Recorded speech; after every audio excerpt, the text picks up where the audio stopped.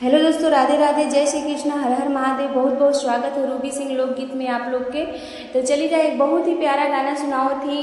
कन्यादान का गाना है, बहुत ही अच्छा दर्दनाक बढ़िया गाना है। आप लोग ध्यान से सुनी और फुल वॉच करके सुनी। कमेंट में ज़रूर बताएं कि गाना कैसा लगल है आप लोगों के। और जो भी चैनल पर नया बा, प्लीज़ आप लोग चैनल से जुड़ जाइए और प्यार और दुलारापन बनाए रखें। और गाना में जो भी त्रुटि हो, जो भी गलती हो, प्लीज़ आप लोग कमेंट में बता सकीला कि हाँ गाना में का गलती बा, ताकि हम ओके सुधारे का कोशिश कर सके। तो चलिए जैसे मिल जाए गाना। पियर धोतिया के लाले की नरिया, पियर धोतिया के लाले की नरिया, अरे पहिरेले पापा जी हमारे रे लालनवा, अरे पहिरेले पापा जी हमारे रे लालनवा। धोतिया पहिर पापा चौके पर बैठे, धोतिया पहिर पापा चौके पर बैठे, अरे बैठे जांगे लिहले ए धियवा रे लालनवा, अरे जांगे लिहले बैठेले धियवा रे लालनवा।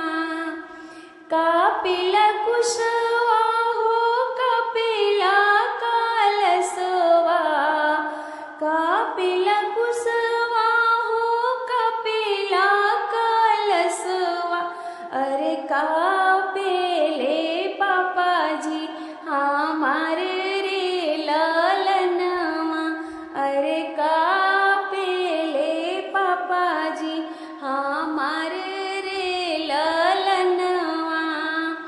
थर थर कापेली बेटी हो सुंदर बेटी, थर थर कापेली बेटी हो सुंदर बेटी, फाटेला बेटी के करजवा रे लालनवा, अरे फाटेला बेटी के करजवा रे लालनवा।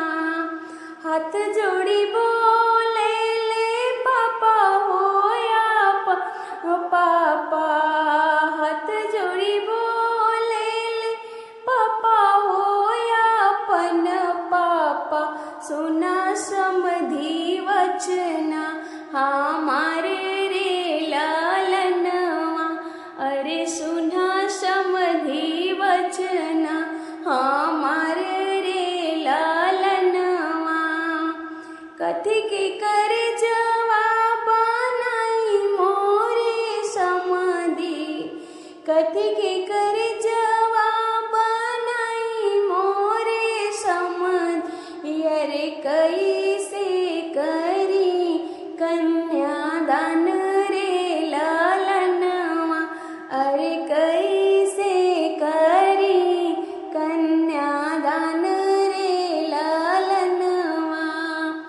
कथी के कर जवाब नहीं मोरे समधी, कथी के कर जवाब नहीं मोरे समधी, अरे कैसे करी दिया दान रे लालनवा, अरे कैसे करी दिया दान रे लालनवा।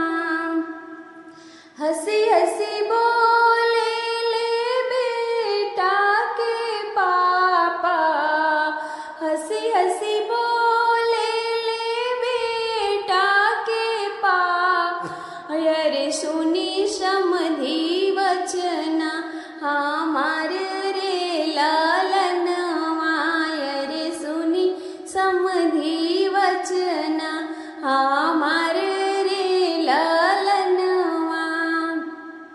काठ के कर जवाब नवा मोरे समधी, काठ के कर जवाब नवा मोरे समधी, अरे तबे करवा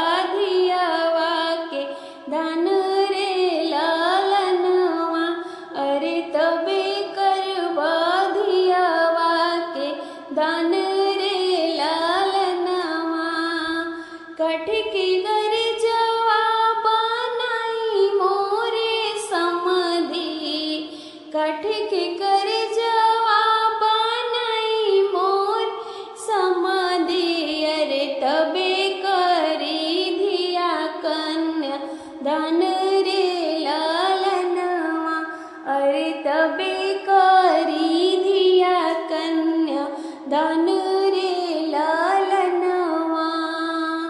हर हर महादेव। दोस्तों जरूर बताइए जा गाना आप लोग के कैसा लागल है। बहुत ही दर्दनाक गाना है।